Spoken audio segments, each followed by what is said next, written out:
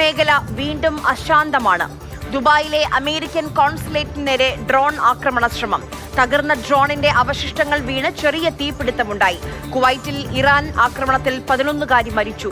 കുടുംബത്തിലെ 4 പേർ ചികിത്സയിലാണ്. സൗദിക്ക് നേരെയും വീണ്ടും ഇറാന്റെ ആക്രമണ ശ്രമമുണ്ടായി. ഇറാന്റെ 9 ഡ്രോണുകളെ സൗദിയുടെ പ്രതിരോധ സേന തകർത്തു. സുരേഷ് വെള്ളിമുറ്റം വിവരങ്ങളുമായി നമുക്കൊപ്പം ചേരുന്നുണ്ട്. സുരേഷ്, ഇത് 5ാം പകലാണ്. ഇപ്പോഴും ഇറാന്റെ ആക്രമണ ശ്രമങ്ങൾക്ക് ഒരു അയവും വന്നിട്ടില്ല. എങ്ങനെയാണ് UAE-യുടെ ഗൾഫ് നാടുകളുടെ പ്രതിരോധം?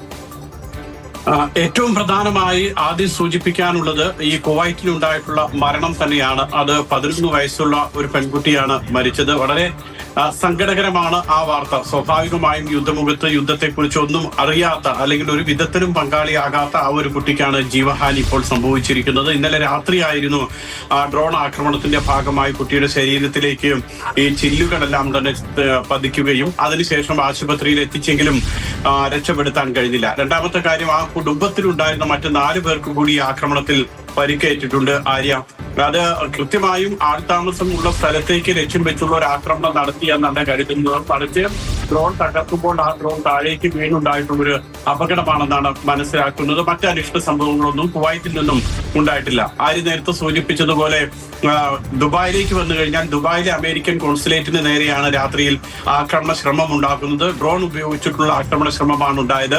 ആകാശത്ത് വെച്ച് തന്നെ ഡ്രോൺ തകർക്കുന്നുണ്ട്. പക്ഷെ ആ ഡ്രോണിന്റെ അവശിഷ്ടങ്ങളും മറ്റും വീണ് അവിടെ തീപിടുത്തം ഉണ്ടാകുന്നു.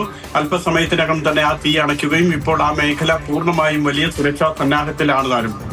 മറ്റ് അനിഷ്ട സംഭവങ്ങളൊന്നും UAE-യിൽ നിന്നും റിപ്പോർട്ട് ചെയ്തിട്ടില്ല. ഒമാനിൽ ഇന്നലെ രാത്രി ഒമാനിലെ സലാലയിൽ മലയാളികൾ ഏറ്റവും അധികം താമസിക്കുന്ന ഒരു സ്ഥലമാണ്. ഒമാനിലെ കേരളം എന്നറിയപ്പെടുന്ന സ്ഥലമാണ് സലാല. അവിടെ ഒരു ആക്രമണ ശ്രമം ഉണ്ടായി. 2 ഡ്രോണുകൾ ഉപയോഗിച്ചാണ് ആക്രമണ ശ്രമം ഉണ്ടായത്. അത് പരാജയപ്പെടുത്തുകയും ചെയ്തു. അതോടൊപ്പം തന്നെ സൗദി അറേബ്യയിൽ നേരത്തെ ആര്യ സൂചിപ്പിച്ചതുപോലെ സൗദി അറേബ്യയിലും ഡ്രോൺ ഉപയോഗിച്ചുള്ള 2 ആക്രമണ ശ്രമങ്ങളാണ് ഉണ്ടായത്. ബഹ്റൈനിൽ അനിഷ്ട സംഭവങ്ങളൊന്നും ഉണ്ടായിട്ടില്ല.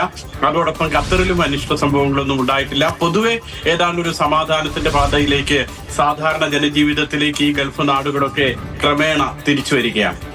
തീർച്ചയായും സുരേഷ് പറഞ്ഞതുപോലെ നമ്മളെല്ലാവരും ആഗ്രഹിക്കുന്നതും നമ്മളെല്ലാവരും പ്രതീക്ഷിക്കുന്നതും പ്രത്യാശിക്കുന്നതും എത്രയും പെട്ടെന്ന് ഈ ഭീതിയെല്ലാം ഒഴിഞ്ഞ സാധാരണ നിലയിലേക്ക്, സമാധാന നിലയിലേക്ക്. നമുക്കറിയാം, എന്നും സമാധാനം കാക്ഷിക്കുന്ന നാടുകളാണ് ഗൾഫ് മേഖല. ആ പഴയ സ്ഥിതി പുനഃസ്ഥാപിക്കപ്പെടട്ടെ എത്രയും പെട്ടെന്നുള്ളതാണ് എല്ലാവരുടെയും പ്രാർത്ഥനയും പ്രതീക്ഷയും. ചെറിയ രീതിയിലെങ്കിലും വിമാന സർവീസുകൾ പുനരാരംഭിച്ചിട്ടുണ്ട് സുരേഷ്. അതിപ്പോൾ ഏതൊക്കെ വിമാന കമ്പനികളാണ് സർവീസ്? ഇപ്പം ഇന്നലെ ഇൻഡിഗോ സ്പൈസ് ജെറ്റ് തുടങ്ങിയിട്ടുണ്ട്. അതുപോലെ ഒരു സാധാരണ നിലയിലേക്ക് എത്തിയിട്ടില്ല എങ്കിലും കുറച്ചുകൂടി മെച്ചപ്പെട്ട് വരികയല്ലേ വ്യോമഗതാഗതം?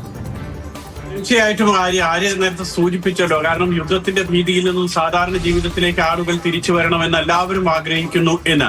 അതിനുള്ള ശക്തമായിട്ടുള്ള ഒരു പിന്തുണ നൽകുന്ന കാഴ്ചകൾ കഴിഞ്ഞ കുറച്ച് ദിവസങ്ങളായി, കഴിഞ്ഞ 2-3 ദിവസങ്ങളായി നമ്മൾ UAE-യിൽ നിന്നും ദുബായിൽ നിന്നും അതോടൊപ്പം തന്നെ ഖത്തറിൽ നിന്നും ഒക്കെ കണ്ടിരുന്നു. ഖത്തറിലെ കിരീടാവകാശിയും അതോടൊപ്പം തന്നെ ദുബായിലെ പ്രസിഡന്റും UAE-യുടെ പ്രസിഡന്റും ദുബായിയുടെ കിരീടാവകാശി Sheikh Hamdan bin Mohammed bin Rashid Al Maktoum ഇവരൊക്കെ തന്നെ ഷോപ്പിംഗ് മാളിലൂടെ പോകുന്ന ദൃശ്യങ്ങളൊക്കെയാണ് കഴിഞ്ഞ ദിവസങ്ങളിൽ നമ്മൾ കണ്ടത്. ഈ നാട് അത്രത്തോളം സുരക്ഷിതമാണ്.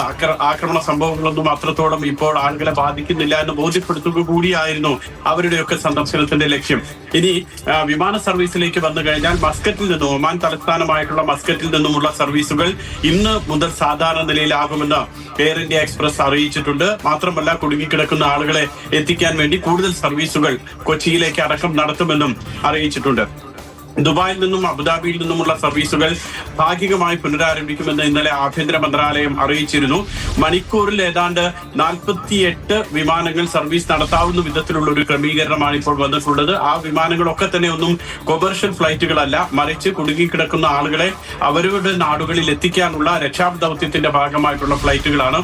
ആ ഫ്ലൈറ്റുകളാണ് ആദ്യം സർവീസ് നടത്തുക. മണിക്കൂറിൽ 48 വെച്ച് ഏതാണ്ട് 27,000-ഓളം പേരെ സുരക്ഷിത കേന്ദ്രങ്ങളിൽ എത്തിക്കാനുള്ള ശ്രമം നടക്കുന്നുണ്ട്.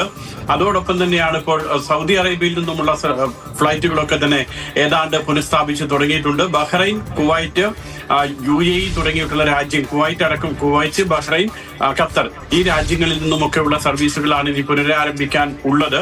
UAE-യിൽ നിന്നും സർവീസുകൾ പുനരാരംഭിക്കുന്ന കാര്യം ഇന്ന് വൈകുന്നേരം 3 മണിയോടുകൂടി അറിയാൻ കഴിയും. വിവിധ വിമാന കമ്പനികളും വ്യോമയാന മന്ത്രാലയവും ഒക്കെ ഇന്ന് വൈകിട്ട് 3 മണി വരെയാണ് നിയന്ത്രണം ഏർപ്പെടുത്തിയിട്ടുള്ളത്.